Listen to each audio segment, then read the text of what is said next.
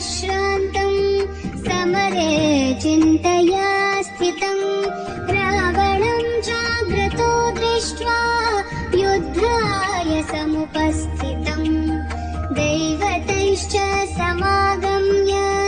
दृष्टुमभ्यागतो रणम् उपागम्य ब्रवीद्रामम् अगस्त्यो भगवान् ऋषिः राम राम महाबाहो शृणु गुह्यं सनातनं येन सर्वानरीन् वत्स समरे विजयिष्यसि आदित्य हृदयं पुण्यं सर्वशत्रुविनाशनं जयावहं जपे नित्यम् अक्षय्यं परमं शिवम् सर्वमङ्गलमाङ्गल्यं सर्वपापप्रणाशनं चिन्ताशोकप्रशमनम् आयुर्वर्धनमुत्तमम् रश्मिमन्तं समुद्यन्तं देवासुरनमस्कृतं पूजयस्व विवस्वन्तं भास्करं भुवनेश्वरं सर्वदेवात्मको ह्येषः तेजस्वी रश्मिभावनः येष देवासुरगणान् लोकान् पाति गभस्तिभिः येष ब्रह्मा च विष्णु च शिवस्कन्द प्रजापतिः महेन्द्रो धरदकालो यमः सोमोऽध्यपांपतिः पितरो वसवसाद्या यश्विनो मरुतो मनुः वायुर्वनी प्रजा प्राण ऋतुकर्ता प्रभाकरः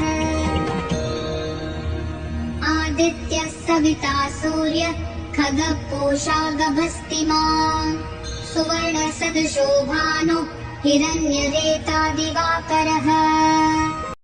हरिदश्मः सहस्रार्चिः सप्तसप्तिर्मरीचिमान् तिमिरोन्मन्थन शम्भुस्त्वष्टा मार्ताण्ड अंशुमान् हिरण्यगर्भः शिशिरः स्तपनो भास्करो रविः अग्निगर्भोदिति पुत्रः शङ्खशिशिरनाशनः व्योमनाथस्तमो भेदी ऋग्यजुस्सामपारगः घनवृष्टि कृपां वित्रो विद्यवीथि प्लवङ्गमः आतपे मण्डली मृत्युः पिङ्गल सर्वतापनः कविर्विश्वो महातेज रक्त सर्वभवोद्भवः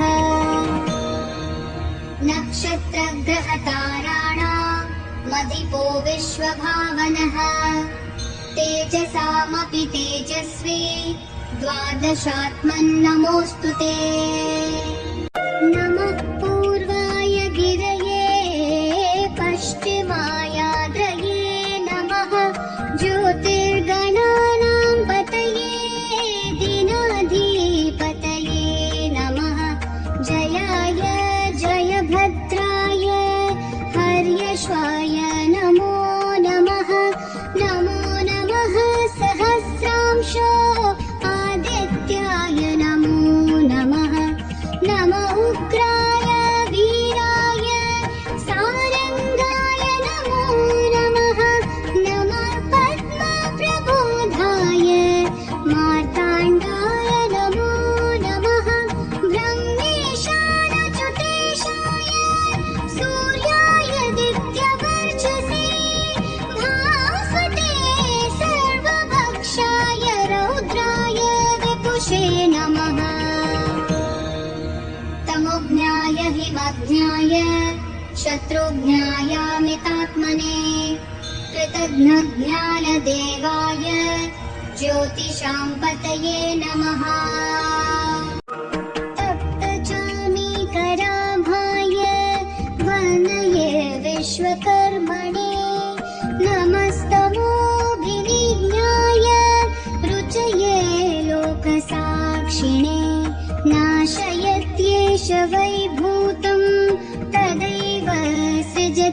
प्रभुः पायतेष तपत्येष वर्षत्येष गभस्तिभिः येष सुप्तेषु जागर्ति भूतेषु परिनिष्ठितः येष एवाग्निहोत्रं च फलं चैवाग्निहोत्रिणां वेदास्य क्रतवश्चैव क्रतूनां फलमेव च यानि कृत्यानि लोकेषु सर्वगेश रविप्रभुः येन मापत्सु कृच्छ्रेषु कान्तारेषु भयेषु च कीर्तयन् पुरुषः कश्चिन्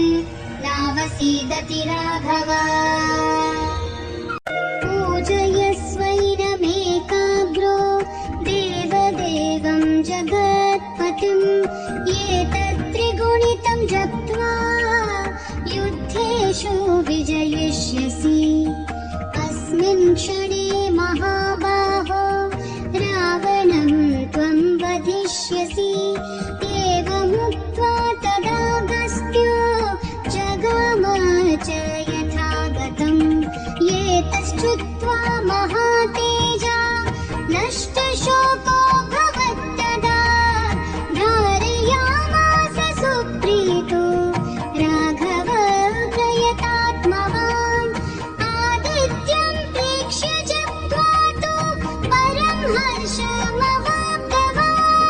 त्रिराचम्य शुचिर्भूत्वा धनुरादाय वीर्यवान् रावणं प्रेक्ष्य हृष्टात्मा युद्धाय समुपागतम् सर्वयत्नेन महता वधे तस्य धृतोऽभवत् अथ रविरवदनिरीक्ष्य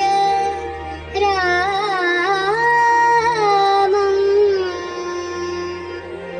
मुदितमनाः परमं प्रहृष्ट्यमानः निशिचरपते समक्षं विदित्वा